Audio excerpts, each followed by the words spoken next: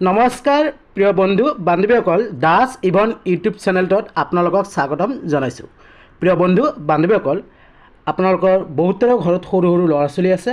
এতিয়া সৰু সৰু ল'ৰা ছোৱালীখিনিক আপোনালোকে ইংৰাজী কেনেকৈ পঢ়ুৱাব বা কেনেকৈ উচ্চাৰণ কৰাব, সেই গোটেইখিনি কথা আমি প্ৰতিদিনে আপোনালোকৰ ওচৰত লৈ আহিম। প্ৰথমতে আজিৰ এই ভিডিঅ'টোত আমি আলোচনা কৰিম ইংৰাজী 26টা লেটাৰ আছে। 26টা লেটাৰৰ প্ৰতিটো লেটাৰক কেতিয়া কেনেকৈ উচ্চাৰণ কৰে এই চেনেলটোৰ যোগেদি আপোনালোকে জানিব পাৰিব।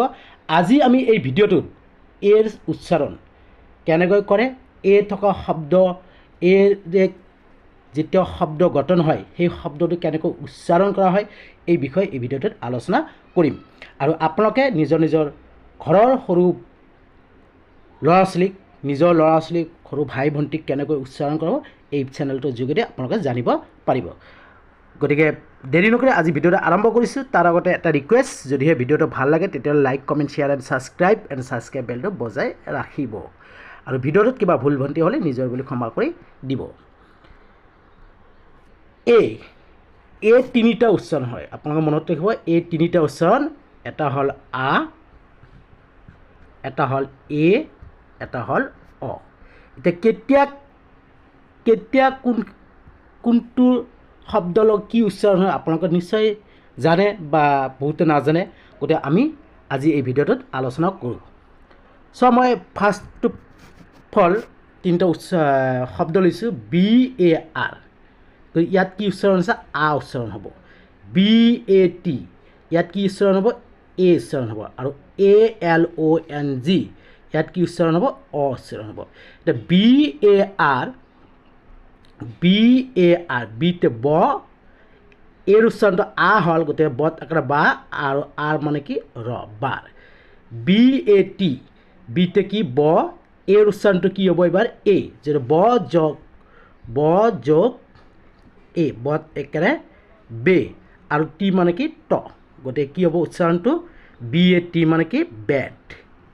বুজি পাইছে? এৰ উচ্চাৰণটো কি আছিল? অ, এই উচ্চাৰণটো কি হ'ব? অ। আৰু LONG, লং, গতিকে অলং। মনত থাকিব। এতিয়া আমি নিয়মকেইটা জানো। 5টা নিয়ম আছে। গতিকে প্ৰথমতে মই আপোনালোকক কেইটামান এক্সাম্পল বুজাই দিলোঁ। গতিকে এতিয়া আমি কিছুমান নিয়ম আছে, এই 5টা নিয়ম আছে। গতিকে এই 5টা নিয়ম আমি জানি লওঁ, তেতিয়াহ'লে এৰ যিমান শব্দ আছে আপোনালোকে ধুনীয়াকৈ উচ্চাৰণ কৰিব পাৰিব, চাউণ্ড কৰিব পাৰিব আৰু জানিব পাৰিব। কোনো শব্দ যদি, 1 নম্বৰ নিয়মটো কি? কোনো শব্দ যদি এৰে আৰম্ভ হয় তেন্তে এৰ উচ্চাৰণ 3টা হয়। কি হয়? অ, এ, আ। কোনো শব্দ যদি, ইংৰাজীৰ কোনো শব্দ যদি এৰে আৰম্ভ হয় তেন্তে এৰ উচ্চাৰণ কি হয়? 3টা হয়। এই 3টা কি? অ, এ আৰু আ। মনত থাকিব। কোনো ইংৰাজী শব্দ যদি এৰে আৰম্ভ হয় তেন্তে এৰ উচ্চাৰণ 3টা হয়।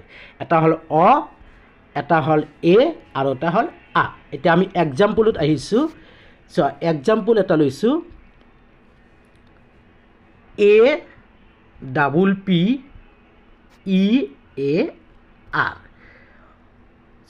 এৰ উচ্চাৰণটো কি হ'ব? ইয়াত অ হ'ব, অ।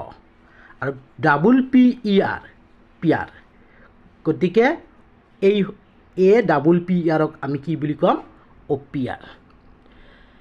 আৰু এটা শব্দ লৈছোঁ, বহুতে শিক্ষক শিক্ষয়িত্ৰী বুজাই আপোনালোকক, APPLE, বহুতে এই শব্দটোক কি বুলি কয়? আপেল বুলি কয়।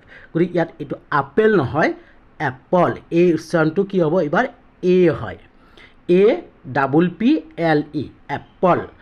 কোনো ইংৰাজী শব্দ যদি এৰে আৰম্ভ হয় এই 3টা উচ্চাৰণ হয়। এটা হ'ল অ, এটা হ'ল এ, এটা হ'ল আ। এতিয়া আমি আ কেতিয়া উচ্চাৰণ হয়? ASK, এবাৰ এৰ উচ্চাৰণটো কি হ'ব? আ। গতিকে এৰ উচ্চাৰণটো কি হ'ব? আ হয়। কস্ক, আক্স। গতিকে এৰে মনত থাকিল। যদি কোনো শব্দ যদি এৰে আৰম্ভ হয় এৰ উচ্চাৰণ 3টা হয়, অ, এ, আ। যেনেকৈ অপিয়াৰ, এপল, আক্স।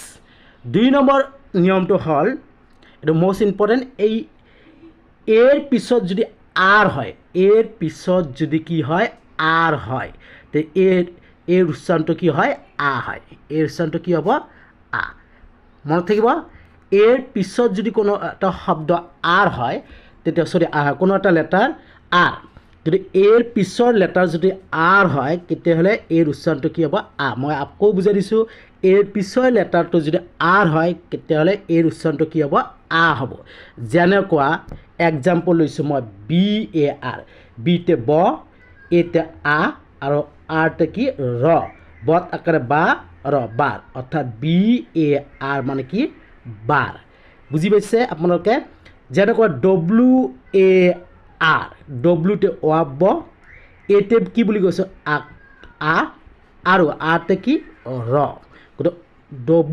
ডব্লিউতে কি ওয়াব গতিকে ওয়াব যোগ আ ওয়াতে কৰে ওয়া ৰ ওয়ার ডব্লিউ এ আর মানে কি ওয়ার ঠিক এক্সাম্পল সি এ আর সিতে কি ক এতে কি আ আৰু আৰতে কি ৰ গতিকে কাৰ কতাকাৰে কা আৰু কাৰ মনত ৰাখিব এৰ পিছত কি আছে আৰ আছে এৰ পিছৰ লেটাৰটো যদি আর হয় তেতিয়াহ'লে এর সাউন্ডটো কি হ'ব আ হ'ব মনত থাকিবনে 3 নম্বৰ নিয়মটো হৈছে যদি কোনো দুটা যদি কনসনেন্ট লেটাৰ মাজত কি কৈছে যদি কোনো দুটা কনসনেন্ট লেটাৰ মাজত অৰ্থাৎ ব্যঞ্জন বৰ্ণৰ মাজত যদি এ থাকে তেতিয়াহ'লে এৰ উচ্চাৰণটো কি হয় এ হয় যেনে প্ৰথমটো হ'ল কনসনেন্ট লেটাৰ আৰু শেষৰটো কি হ'ল কনসনেন্ট লেটাৰ তাৰ মাজত যদি এ থাকে এতিয়া এ সাউন্ডটো কি হ'ব এ হ'ব এতিয়া বিতে কি ব এতে কি এ বত একেবাৰে বে টিতে কি ট বেট আকৌ বুজাই দিছোঁ বি এ টি বিটো আৰু টি এই দুটাই কনসনেন্ট লেটাৰ মাজত এটো বহি আছে তেতিয়া এৰ সাউন্ডটো কি হ'ব এ হ'ব এটা বি মানে কি ব আৰু টি মানে কি ট তো বত একেবাৰে বে ট বেট বত একেবাৰে বে ট বেট যেনেকুৱা আৰ এ টি আৰতে ৰ এতে এ সাউন্ডটো এ হ'ব টিতে ট ৰেড যেনেকুৱা সি এ টি সিতে কি ক এতে কি এ বুলি কৈছে কত একেবাৰে কে টিতে কি ট কেট বুজি পাইছে আপোনালোকে 4 নম্বৰ নিয়মটো হৈছে কি এৰ পিছত কনসনেন্ট লেটাৰ থাকে এৰ পিছত কি হৈছে কনসনেন্ট লেটাৰ থাকে যিকোনো থাকে কনসনেন্ট লেটাৰ থাকে ধৰি লওক টি তাৰ পিছত যদি ই থাকে তেতিয়াহ'লে এৰ কি হয় ই থাকে তেতিয়াহ'লে এৰ সাউন্ড কি হয় এই নহয় ইৰ সাউন্ডটো নহয় এৰ সাউন্ড এ হয় মনত থাকিব আকৌ বুজাই দিছোঁ কি কৈছে যে যদি এৰ পিছৰ লেটাৰটো কনসনেন্ট লেটাৰ এৰ পিছৰ লেটাৰটো ধৰিলোঁ কনসনেন্ট লেটাৰ ধৰিলোঁ আমি টি কনসনেন্ট লেটাৰ তাৰ পিছত যদি ভাৱেল লেটাৰ ই থাকে তেতিয়াহ'লে এই ইৰ সাউন্ডটো নহয় মনত থাকিব তেতিয়া আমি সাউন্ডটো কি ক'ম এৰ সাউন্ডটো এ হ'ব এ টি এট মনত থাকিব এতিয়া ধৰি লওক মই এটা এক্সাম্পল দিছোঁ তোমালোকক আৰ এ টি ই আমি এই ই সাউন্ডটো নকৰোঁ বুজি পাইছানে আমি ই সাউন্ডটো নকৰোঁ বাকী তিনিটা সাউন্ড কৰিম গতিকে আৰতে কি ৰ এতে কি একাৰ টিতে কি ট ৰেড বুজি পাইছে আপোনালোকে যেনেকুৱা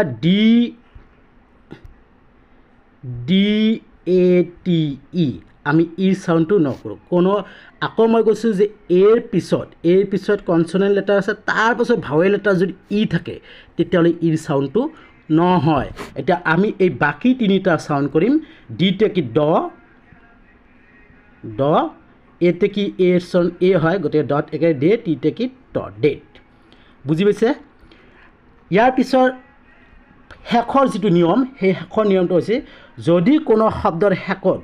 যদি কোনো শব্দৰ শেষত A R A L A N থাকে তেতিয়া উচ্চাৰণ কি হয় অ হয় যেনেকুৱা আৰ ই ৰি এ ৰে জি গু এল এ আৰ লাৰ ৰেগুলাৰ এ এল কি হ'ব টেল টি এ এল টেল গতিকে এম অ' আৰ মৰ টি এ এল টেল mortal U R B A N বেন আৰ বান আৰ বান BN বান গতিকে আৰ বান গতিকে এই পাঁচটা আছিল নিয়ম এৰে যিকোনো আমি শব্দ গঠন কৰিলে সেই শব্দ কেতিয়া কোনটো কি উচ্চাৰণ হয় এই পাঁচটা নিয়ম আপোনালোকে জানি ল'ব লাগিব আৰু এই পাঁচটা নিয়ম জানি আপোনালোকৰ ল'ৰা ছোৱালীক শিকাই দিয়ক এই যিমানকেইটা শব্দ আছে ধুনীয়াকৈ উচ্চাৰণ কৰিব পাৰিব পঢ়িব পাৰিব আজিলৈ এইখিনিতে ইয়াৰ পিছৰ পৰৱৰ্তী এটা লেটাৰ লৈ আলোচনা কৰিম আৰু আমি প্ৰতিদিনাকৈ লেটাৰবিলাক আলোচনা কৰি শেষত আমি ৰিডিং পৰা ভালকৈ শিকি যাম আজিলৈ এইখিনিতে ধন্যবাদ